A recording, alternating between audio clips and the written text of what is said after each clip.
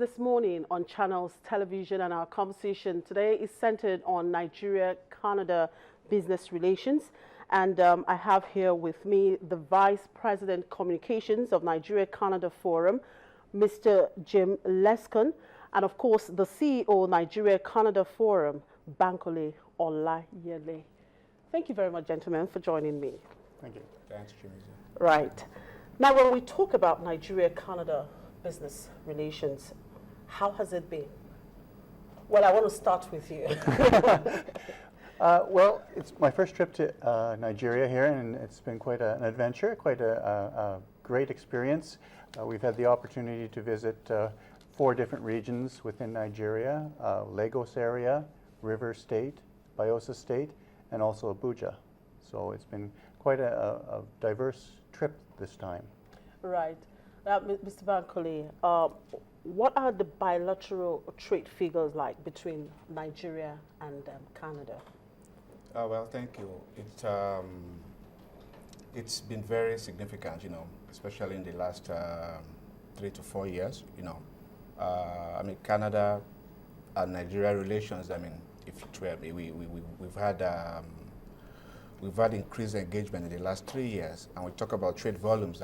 It's more than tripled, since 2007, and especially a lot of the sectors, that are very common to both countries have witnessed, huge inflows.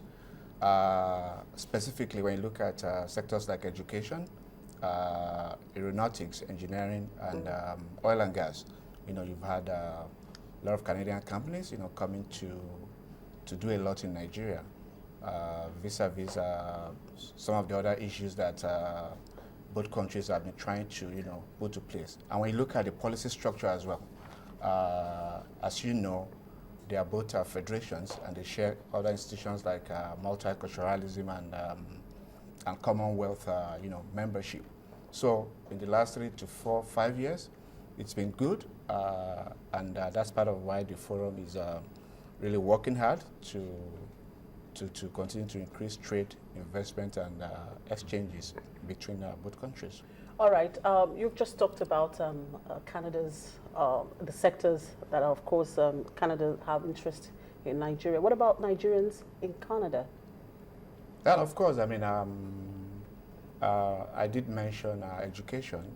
If you look at a lot of the sectors there, you have Nigerian professionals dispersed across various sectors. You go to any university in Canada, you find Nigerian professors, everywhere. You talk about students. In the last 5 to 6 or 7 years, Nigerian students are all over Canada, and the numbers continue to rise. As well, you talk about the government sector, professional services, and business in general, it continues to rise.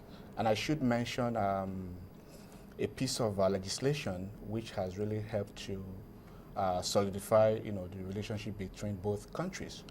And here I'm talking about the Canada-Nigeria Foreign Investment. That's the FIPA? Yeah, Protection Act. Okay, we're going to talk about it. Okay. In the course of this, conversation. Now we have areas, with high potentials for growth, such as mining, technology, as well as, of course, transportation. Mr. Lescon, what is Canada doing in this area in terms of investing here in Nigeria? Well, we've got some great Canadian companies such as Bombardier, which are aeronautics and railway. I'm not sure what they're doing in relation to that. We're still exploring how we can partner our Canadian counterparts with the Nigerian counterparts. Okay. Now, Nigeria-Canada Business Forum. What exactly is the objective of this forum? Yeah, thank you. It was actually founded about 3 years ago, and our mission really is to facilitate trade, investment, and business relations between both countries. Of course, I was born and bred here before I, left, so many years ago. You see that a lot of other countries are really present in Nigeria. They are doing a lot of stuff. The Americans are all over the place. The Chinese, they are everywhere. But the Canadian presence in Nigeria, in the last 10 years, really, Canada hasn't really been doing so much in Nigeria. But thanks to the new relationship that was developed about 7-8 years ago when President Obasanjo came, towards the end of his second term, the trade flows and other things really increased sporadically. And in 2013, the Vice President, Alhaji Sambo, was in Canada with a delegation, and since then, things have really improved. For the forum, like I said, we look at trade, investment, as well as a lot of policy initiatives that can really, strengthen relations and increase trade for the benefit of both countries. Right. To what extent would you say these objectives have been achieved? Mr. Leskin, I think you have something to add here. Yes. Well, I guess one of our most successful activities to date has been the student exchange program, where we've had faculty from Nigeria come to Canada and vice versa, as well as students. I think we've currently very well established a relationship with Ondo State. We've had some great progress with business development in that area, and then with this trade mission, we've talked to a great number of other areas of Nigeria and have formulated potential partnerships with them. But I think to date, the student exchange and the exchange series, as well as the Ondo State, have been our crown jewels so far. So basically education. Mr. Bankole, you have something to add there? Yeah, definitely. It's much more than that, not just education. I mean, yeah, Jim did mention Ondo State.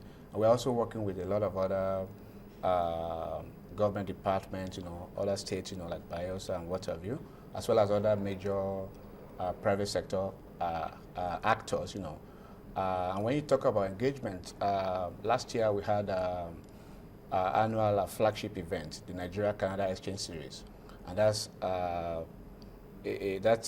a program that brings together, Yeah, you had it last year, and you're planning to have it again this year, I guess. Yeah, we're having it again this year, and Okay.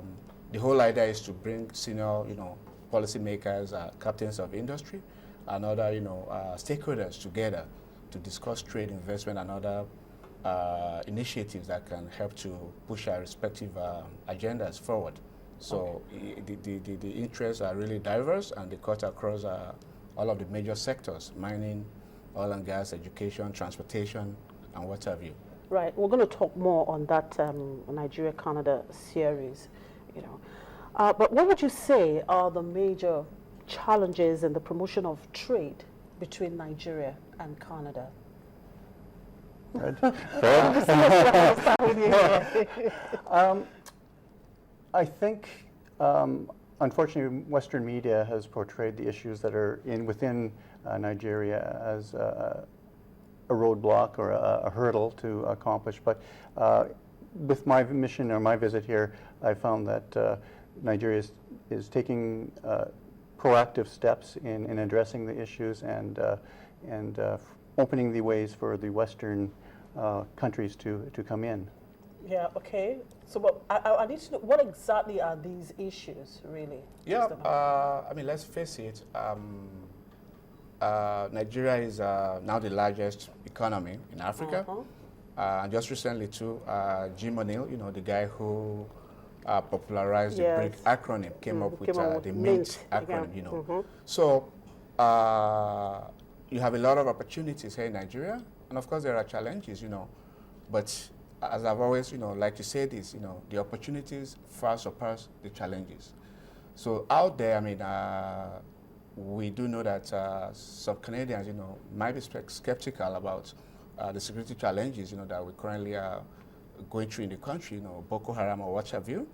But like one of the major mandates for the forum really is to educate Canadians and to let them know that it's not really that bad, The Boko Haram insurgency is really happening in the northeastern part of the country, and a lot of the other jurisdictions within the country are really functioning well, We were in Abuja, we went to Bayelsa, Rivers, I mean, we saw expatriates all over the place, The hotel where we were in Lagos and Abuja, everybody is busy doing business. So one of our major mandates is to really educate people through regular events, conferences, seminars, and what have you, to let them really know that it's Nigeria's time.